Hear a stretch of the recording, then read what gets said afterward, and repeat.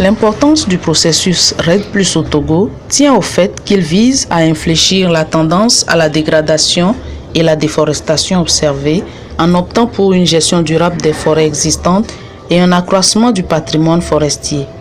Tels sont les propos du ministre togolais de l'Environnement et des Ressources forestières à l'ouverture de l'atelier national de validation de la première version de la stratégie nationale de réduction des émissions dues à la déforestation et à la dégradation des forêts ce jeudi 5 juillet 2018 à l'hôtel Concorde de Lomé.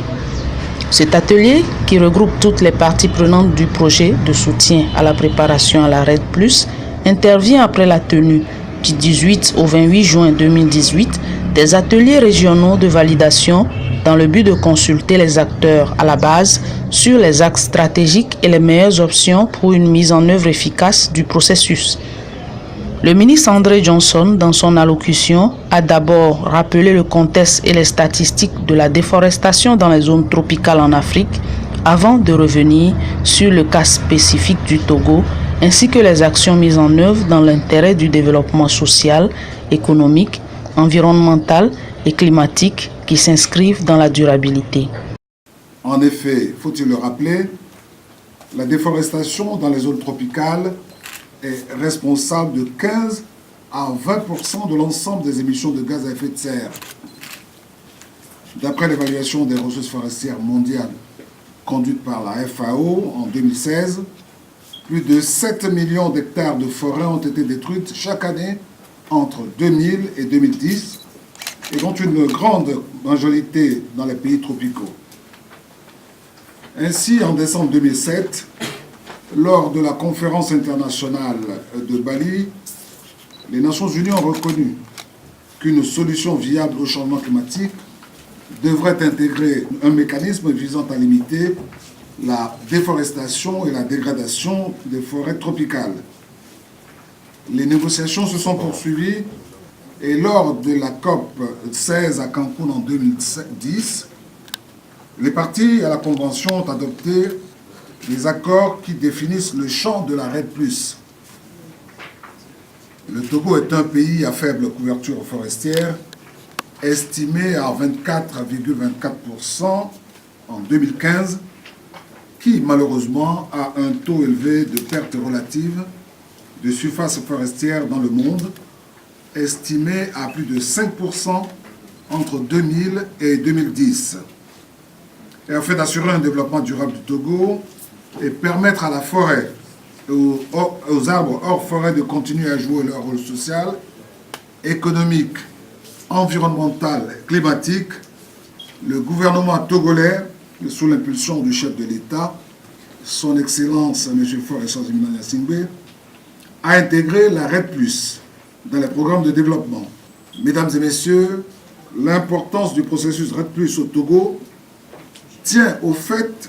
qu'il vise à infléchir la tendance à la dégradation et à la déforestation observée en optant pour une gestion durable des forêts existantes et un accroissement du patrimoine forestier. La stratégie nationale constitue une opportunité de proposer des mesures à court, moyen et long terme permettant de faire face à tous les défis liés à la déforestation et à la dégradation des forêts, en assurant une gestion durable des forêts, l'augmentation des stocks de carbone et la préservation de la biodiversité. Pour Assi Hemou, coordonnateur national de la REDD+ au Togo, l'élaboration de ce document met fin à la première phase de préparation. Le document que nous validons aujourd'hui, lorsque les axes et les options stratégiques sont validés, doit subir encore une deuxième analyse pour s'assurer que les options retenues n'ont pas d'impact négatif majeur. Cela passe par la phase d'évaluation environnementale, sociale et stratégique qui va être entreprise au cours de la deuxième phase. Et à l'issue de cette deuxième phase, on pourra amener à redéfinir des options ou à éliminer certains s'il s'avérait que des impacts négatifs majeurs ont été identifiés. Cela nous amène à la deuxième version de la stratégie REDD+, qui va être également consultée par les différentes parties prenantes en vue de s'assurer que cela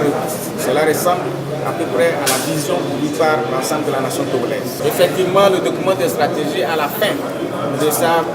formulation, après sa validation, doit être accompagné d'un plan d'investissement qui en fait est un plan d'action qui l'accompagne. Les plans d'action recensent les programmes de projets prioritaires qui doivent être mis en œuvre pour inverser la tendance en termes de couverture forestière et de développement de nos ressources forestières. Pour tout besoin de publication, d'édition, de production audiovisuelle, de formation ou de web agency, une seule adresse, L'Œil d'Afrique Média, votre partenaire sûr. L'Œil d'Afrique, gardons les yeux ouverts.